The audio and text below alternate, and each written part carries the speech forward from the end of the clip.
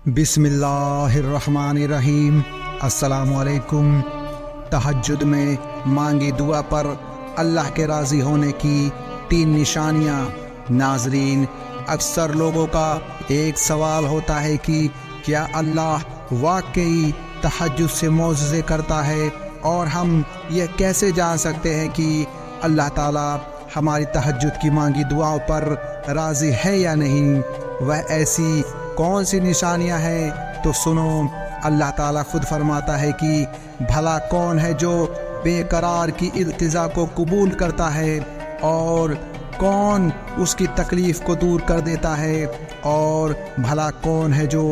ہواؤں کو اپنی رحمت کے آگے خوشخبری بنا کر بھیجتا ہے۔ یہ سب اللہ ہی تو کرتا ہے، تو اللہ کے سوا کیا کوئی اور معبود بھی ہے جو تمہاری دعا قبول کرتا ہو؟ مگر تم کم غور کرتے ہو۔ یاد رکھو کہ خدا کی خدائی کا کارخانہ تو اتنا وسیع و عظیم ہے، تم کبھی جان نہیں سکتے۔ دیکھو، اگر آج تمہاری زندگی میں کچھ ایسا ہو رہا ہے جو تمہیں تکلیف میں ڈالے ہوئے ہے، اور کسی من پسند چیز کا نہ ملنا تمہیں بے چین رکھتا ہے، اور تمہارا دل شدت سے کسی معجزے کی تلاش میں رہتا ہے، تو یاد کرو وہ وقت جب ایک مدت تک نبی کریم صلی اللہ علیہ وسلم پر وحی کا نزول بند رہا، تو لوگ انہیں طعن و تشریح کا نشانہ بناتے تھے کہ تمہارا محبت کرنے والا اللہ تو تمہیں بھول گیا ہے۔ اس وقت آپ صلی اللہ علیہ وسلم پر اس قدر شدید غم کی کیفیت طاری تھی کہ بعض اوقات خود تو آپ صلی اللہ علیہ وسلم پہاڑوں کی چوٹیوں پر چڑھ کر شدید غم سے اللہ کو پکارتے، تو جانتے ہو کہ اسی وقت جبرائیل علیہ السلام تشریف لا کر آپ کو تسلی دیتے ان آنے والے بہترین دنوں کی، تو آپ نبی کریم صلی اللہ علیہ وسلم کے دل کو سکون سا آ جاتا، اور اس طرح غم کی کیفیت بھی ختم ہو جاتی تھی۔ تو اگر آج تمہاری زندگی کسی وجہ سے خوف زدہ ہو گئی ہے، تو جان رکھو کہ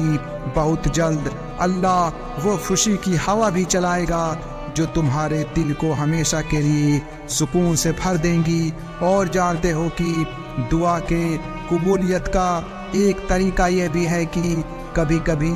جو تم اللہ سے مانگتے ہو وہ صرف ایک قطرہ ہوتی ہے، یعنی ایک چھوٹی سی چیز جسے تم مانگتے ہو، جبکہ کچھ وقت میں ہی اللہ تعالیٰ تمہارے نصیب میں کوئی خاص چیز، کوئی بڑی حاجت تمہارا مقدر کرنے والا ہوتا ہے، مگر تم سمجھ نہیں پاتے۔ قرآن خود کہتا ہے کہ واقعہ یہ ہے کہ تمہارا رب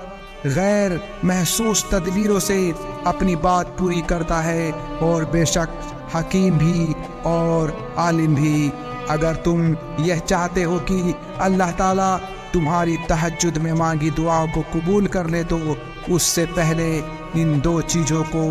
ضرور جان لو۔ یاد رکھو، اللہ نے تمہارے بارے میں جو بات فرمائی ہے وہ دراصل یہ ہے کہ تمہیں انتخاب اور اختیار کی آزادی بخشی جائے، اور اپنی پسند کے مطابق راہوں پر چلتے رہنے کی قدرت دی جائے، تاکہ جو 2 راستے تمہارے سامنے خیر و شر کے ہیں، ان میں جن راہ کو بھی تم اپنے لیے پسند کرو اس پر چل سکو،